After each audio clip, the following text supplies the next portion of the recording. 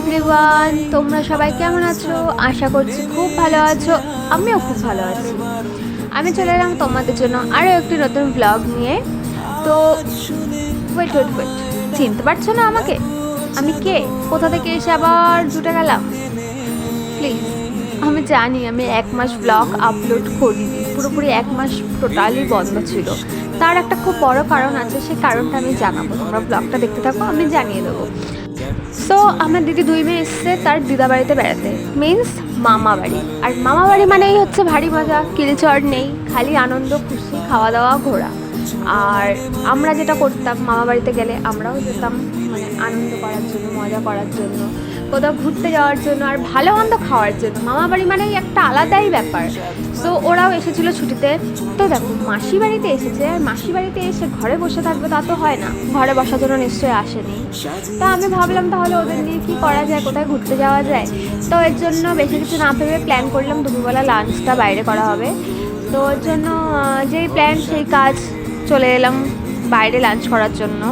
তো দেখো, একেতেই এত রোদ ছিল, এত গরম ছিল সেই সময়টা, কোথায় যাব ঘুরতে, মানে কোথাও যেতে ইচ্ছা করছিল না, ঘরের থেকে একদম বেরোতে ইচ্ছা করছিল না। তাও ওদের কথা ভেবে আর ঘরে বসে না থেকে সোজা বেরিয়ে পড়লাম আমরা কৃষ্ণনগরের উদ্দেশ্যে। আর আমার লাঞ্চ মানে, ডিনার মানেই হচ্ছে একটাই জায়গা, সেটা হচ্ছে মাদারসাট। যারা কৃষ্ণনগরে থাকো তারাও তো দেখেই বুঝতে পারছো এটা কোথায়, আর যারা কৃষ্ণনগর থাকো না তারাও দেখে নাও। জায়গাটা এতটাই সুন্দর, তোমরা না এলে না, বিশ্বাস করো, তোমরা না এলে কেউ বুঝতে পারবে না জায়গাটা এতটা সুন্দর। দেখো, মাদারসাটের সাথেই হচ্ছে মা জড়িয়ে আছে। আর মা জড়িয়ে আছে মানে এখানে সব মহিলাদের, মানে এখানে সব তোমাদের মহিলারা খাওয়ার অর্ডার দেবে, তোমাদের সার্ভ করবে, সব কিছু মহিলারা। হ্যাঁ, ছেলেরাও আছে, কিন্তু মহিলারা বেশি। আমি ব্যবহারটা যতটা সুন্দর, ঠিক এখানকার খাবারগুলো ততটাই সুস্বাদু। তোমরা গিয়ে না খেলে বুঝতে পারবে না। আর খুব রিজনেবল প্রাইসে খাবারগুলো দেওয়া হয় আর কি, মানে তোমরা যেরকম চাইবে। রিজনেবল প্রাইসও আছে, তার থেকে ওপরেও আছে। আর একবার আমি বলবো গিয়ে ট্রাই করে আসো, খাবারগুলো সত্যিই সুন্দর। এবার হ্যাঁ, অনেকের মনে হবে এখানে খাওয়ারের দামগুলো বেশি আছে। হ্যাঁ, কিছু কিছু জিনিসের খাওয়ারের দাম বেশি আছে, কিন্তু বিশ্বাস করো যখন খাবে না আর যখন পেমেন্ট করবে, তখন তোমাদের মানে গায়ে লাগবে না জিনিসটা, মনে হবে যে না, আমার মানে টাকাটা দিয়ে খাওয়াটা সার্থক হলো, খাওয়ারটা এতটাই টেস্টি ছিল। আর এখানে হোম ডেলিভারিও করা হয়, আই থিঙ্ক, মানে ফ্রি হোম ডেলিভারি করা হয় 35 কিলোমিটারের মধ্যে, আমি যতটুকু জানি। আর আমি এখানে গিয়েছিলাম আরও একটা কারণ, তার মানে বিশেষ কারণ হচ্ছে এখানে না মানে রোবট এনেছে। রোবটে কি সুন্দর খাওয়ার সার্ভ করে দিয়েছে আর প্রত্যেকটা টেবিলে। আমি এটা দেখার জন্য মানে আরও এক্সাইটেড ছিলাম। আমি এর আগে যতবার গেছি তখন ছিল না, এটা নতুন আপডেট হয়েছে, তো সেই কারণে আমার আরও যাওয়া। তো তারপরে আমি কি খাওয়ার অর্ডার দিয়ে দিলাম। আর আমি কি খাওয়ার অর্ডার দিয়েছি তোমরা তো দেখতেই পাচ্ছ। এটা হচ্ছে পটেটো থিন ফ্রাই, মানে খেতে খুব টেস্টি ছিল, একদম চটপটি, যাকে বলে টক ঝাল একদম মেশানো, জাস্ট ওয়াও ছিল। আর তারপরে দেখো কি কি চলে এসেছে আমার খাওয়ারের মধ্যে। একটা পোলাওয়ের কম্বো ছিল, পোলাও, চিকেন কষা আর একটা সন্দেশ, আর একটা থালি ছিল মায়ের সাথে। আর আমি নিয়েছিলাম মিক্সড ফ্রাইড রাইস আর চিলি চিকেন। আর কি ছিল, হ্যাঁ, লাস্টে ছিল আমদইটা আমি প্যাক করে নিয়ে এসেছিলাম বাড়িতে।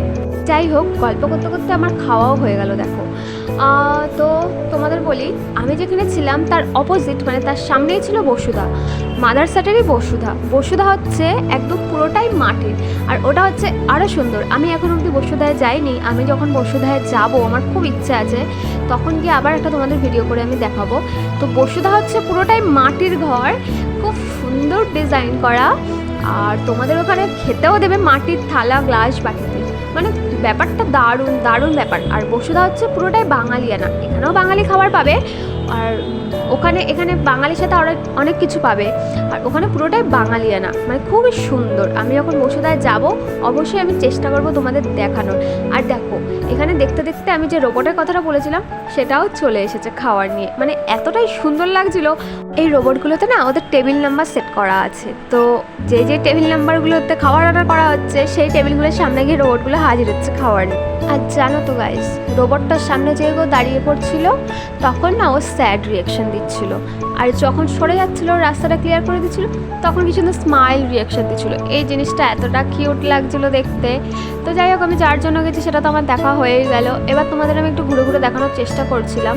আমি তো ছিলাম সামনের দিকে, পেছনের দিকে আরও বিরাট জায়গা আছে, আর এখানে হচ্ছে কার পার্কিংয়ের ব্যবস্থাও আছে, পাশে তো পেট্রোল পাম্প আছে, কোনো প্রবলেম হবে। তোমরা এখানে যে কোনো অনুষ্ঠানের জন্য বুকও করতে পারবে, রিসেপশন বলো, রাইস সেরেমানি বলো, তার জন্যও জায়গা আছে, মানে যে কোনো অনুষ্ঠান, বার্থডে বলো, অল অল অল।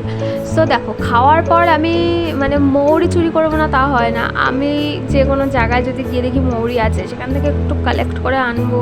কালেক্ট তো না, চুরি করে আনি। তো আমার মতো কে কে চোর আছো বলো যে মৌরি চুরি করো, মৌরি আর মিছরি। এই